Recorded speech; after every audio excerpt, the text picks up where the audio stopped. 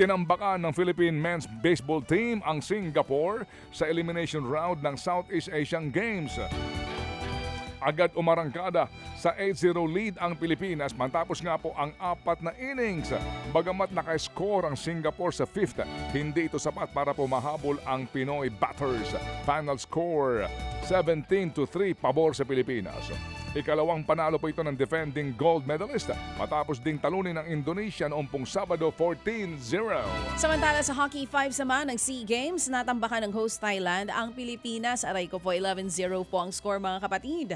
Aminado si head coach Nelvin Castor na malawak po ang diferensya ng skill level ng dalawang bansa kaya nga ganito ang resulta. Pero sa kabila nito, siniguro ng koponang ibibigay pa rin nila ang lahat ng kanilang makakaya para sa bansa. Pinulbos din ng Thailand ang women's team sa Hockey 5s 9-0. Aray ko po, babawi tayo sa ibang Kasi game. mga sport na hindi naman po natin talaga pinagkakaabalahan sa Pilipinas. Oo, may hockey pala dito. Hindi ko pa rin alam, sorry. Opo. Hindi nga. Nagulat din ako. Okay. Ganun talaga. Hindi siya kailangan ng support talaga ng mga atleta natin. Ganun talaga. Yun talaga. Natapos po naman sa quarterfinals ang kampanya po ng Philippine Men's and Women's Badminton Team sa SEA Games. Talo sa Malaysia ang Pilipinas sa men's tournament 3-0.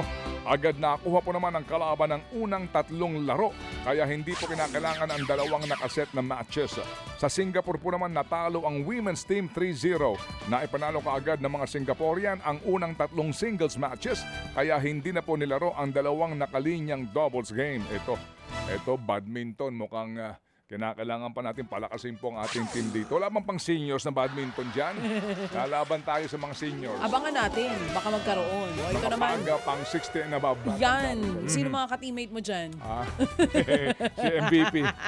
Si MVP pang super seniors. Eto. Patuloy naman ang kampanya ng Philippine Men's at Women's Football Team sa SEA Games ngayon pong araw ng Lunes. Makakalaban ng men's team ang Indonesia mamayang alas 7 ng gabi. Galing po sa panalo kontra bansang Myanmar noong isang araw 2-0. Ang women's team naman, Vietnam ang kalaban mamayang alas 7:30 ng gabi. Susubukang bumawi ng koponan matapos naman pong matalo sa Myanmar 2-1. Parehong mapapanood po ang mga laro sa Pilipinas Live app. Ayan!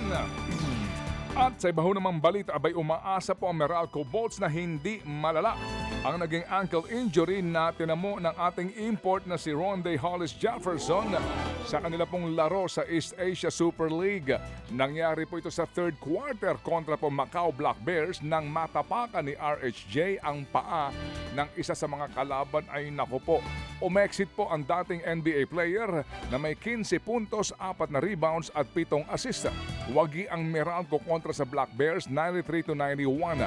Makapagpapahinga po si RHJ dahil po sa Pebrero pa ang susunod na laro ng Bolts sa EASL. Mga kapatid, brothers and sisters, saan ka pa? Dito na tayo sa totoo. Dito na tayo sa True FM. Mga kapatid, mag-subscribe and follow po kayo sa social media accounts ng True Network PH. Yan po kami. Hanapin nyo lang True Network PH, Facebook, Instagram, YouTube, TikTok, and podcast. Mapa Apple or Spotify man yan, mahahanap nyo kami. Lahat ng mga napapanood at napapakinggan nyo po sa programa, nasa social media accounts namin yan. So, paano mga kapatid? See you sa social media!